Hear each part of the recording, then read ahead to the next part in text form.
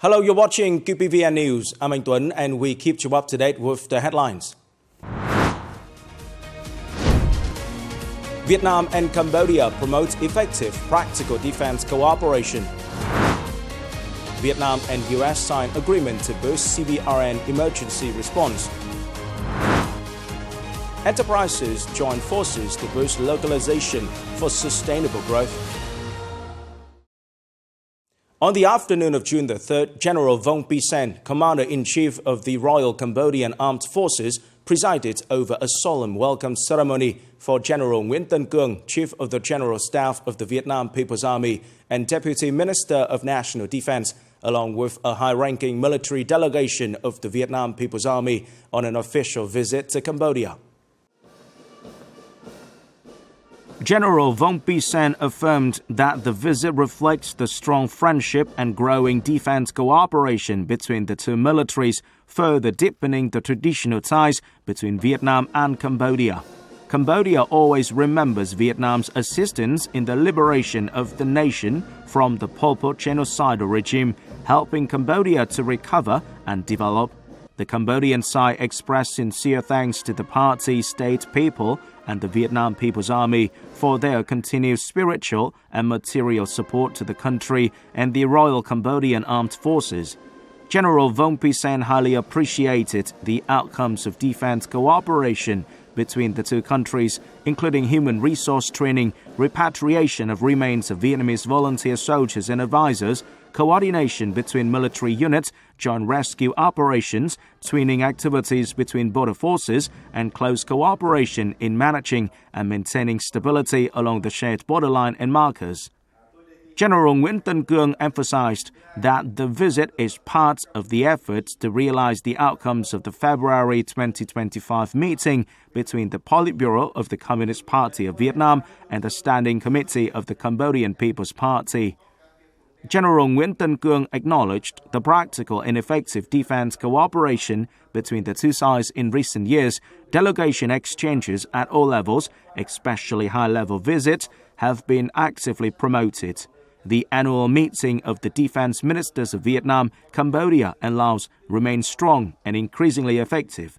Key cooperation mechanisms like defense policy dialogue and young military officers exchange are also ongoing. Bilateral efforts in managing and protecting land and maritime borders have contributed to security and stability along the shared borderline and historic waters. Both sides shared their views on the global and regional situations as well as on issues of mutual concern. They highly appreciated ASEAN's important role in shaping and maintaining the regional security architecture, promoting substantive cooperation among member states as well as between ASEAN and its partners. Regarding the EC or South China Sea issue, General Nguyễn Tân Cương affirmed Vietnam's consistent policy of maintaining peace and stability, ensuring security, safety, freedom of navigation and overflight, resolving all disputes by peaceful means in accordance with international law. In the coming time, both sides will continue coordinating to implement the shared understanding of senior leaders and defense ministries on military cooperation. Cooperation in political and ideological fields will be strengthened, focusing on education about Vietnam-Cambodia solidarity. Exchanges among young military leaders will increase. Both sides will actively combat cross-border crime, improve training quality, and support each other on international and regional issues. General Nguyễn Tân Cương expressed hope that the Cambodian government and General Vong Phi Sen will continue to support the search and repatriation of Vietnamese volunteer soldiers and advisors' remains who sacrificed their lives in Cambodia. He also called for attention and support for the Vietnamese community in Cambodia to ensure favorable living and business conditions, contributing positively to the development of both countries. On the morning of June the 3rd in Hanoi, Senior Lieutenant General Hoàng Xuân Chiến, Deputy Minister of National Defense, chaired a meeting between the Ministry of National Defense and Hanoi Municipal People's Committee, Government Office, Ministry of Construction, and relevant agencies on implementing the Budding Square expansion project. The project aims to make Ba Đình Square and the relics related to President Ho Chi Minh, as well as the Martyrs Memorial Area, a permanent hub for cultural and political activities and a place where every Vietnamese person can visit when in Hanoi. At present, the Ho Chi Minh Mausoleum Command is fully prepared to implement the Ba Đình Square expansion investment project, including the establishment of detailed planning for the Ba Đình Square expansion investment project area, scale 1/500.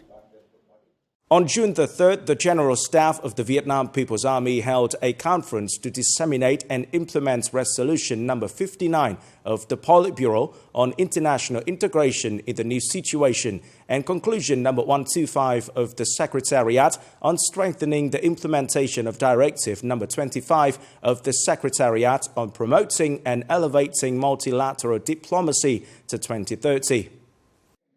Speaking at the event, Senior Lieutenant General Phùng Sĩ Tấn, Deputy Chief of the General Staff of the Vietnam People's Army, said that in the context of the complicated and unpredictable global and regional development, with traditional and non-traditional security challenges intertwined, the effective implementation of comprehensive international integration policy is an objective requirement, an important part of the strategy of protecting the fatherland from early and from afar.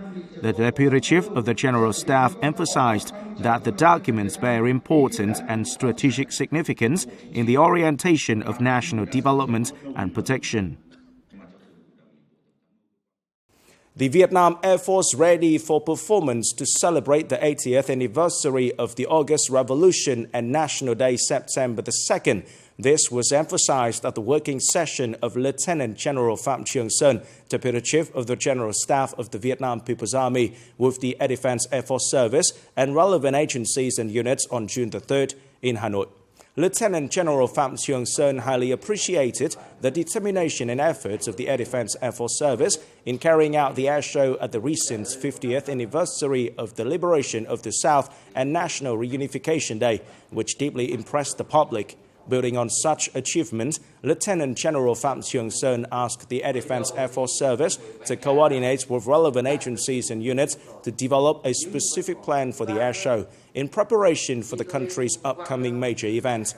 This is a crucial political task. Therefore, responsible units must uphold their sense of responsibility in ensuring absolute safety while promoting national pride and the development of the Vietnam People's Army. Responding to chemical, biological, radiological and nuclear incidents, though not involving warfare, poses significant dangers and has become a priority in strategy to ensure public safety.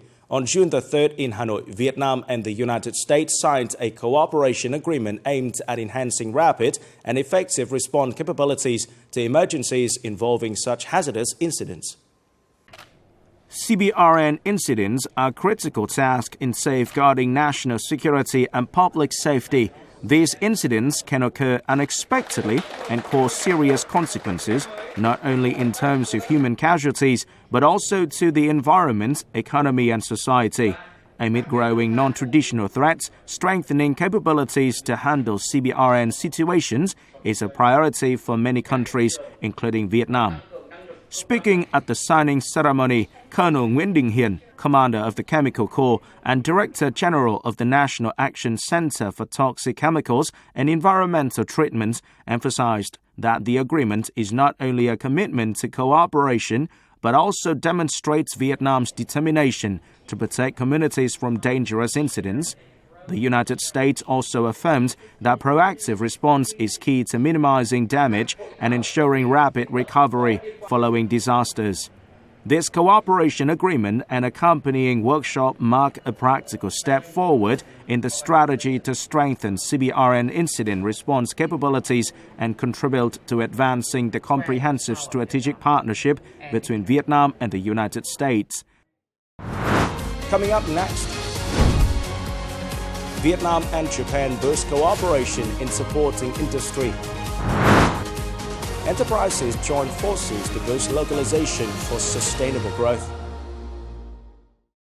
On June the 3rd in Hanoi, the Viet Trade, Jetro and RX Tradex Vietnam signed an agreement to jointly organize two key exhibitions in 2025, the SIE 2025 and the VME 2025.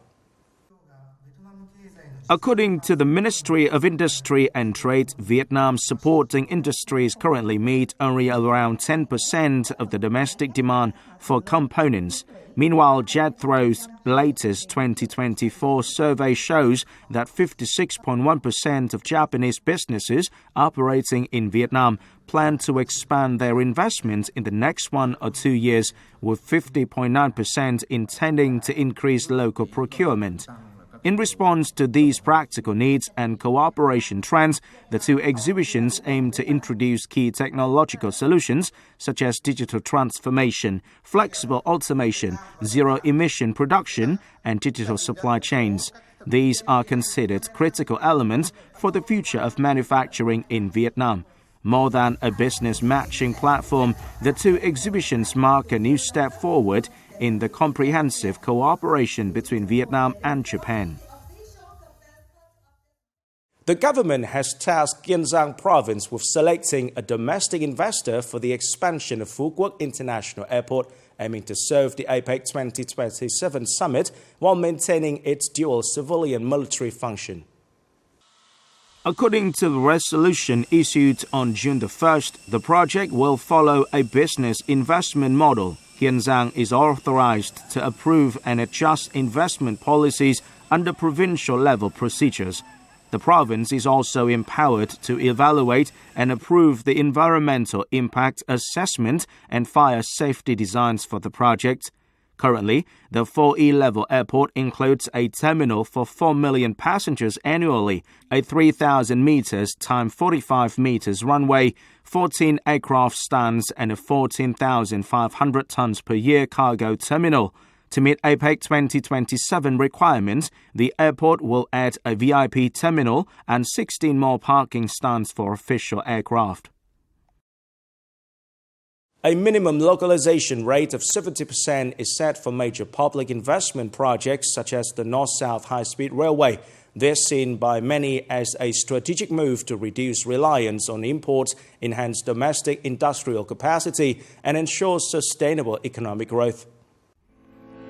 Experts and businessmen warn that importing entire systems like locomotives and tracks would leave thousands of Vietnamese engineers and workers without jobs.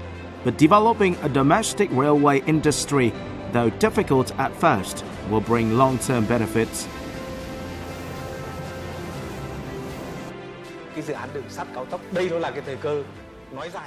This high-speed railway is a once-in-a-thousand-year opportunity. If we only want the railway, just call in foreign contractors. But if we want to build and protect our own industry, then at least 70% of the project must be made in Vietnam.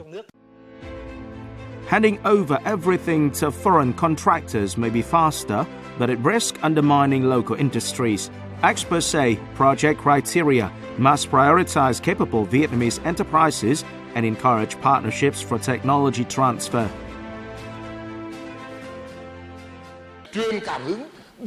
We need major Vietnamese corporations to lead domestic production chains. That's how our business community can grow and compete globally.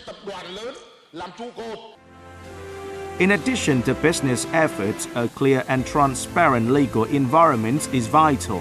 Updates to laws on PPP, land and bidding will help unblock bottlenecks and boost enterprise capacity.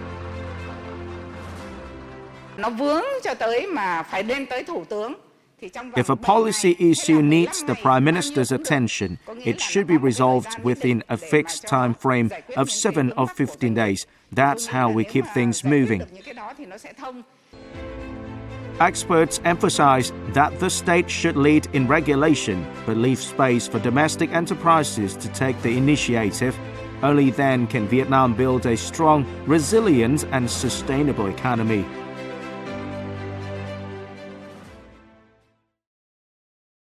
This is the end of the QPVN News today. Remember to watch our news again at qpvn.vn. Thank you for watching and goodbye for now.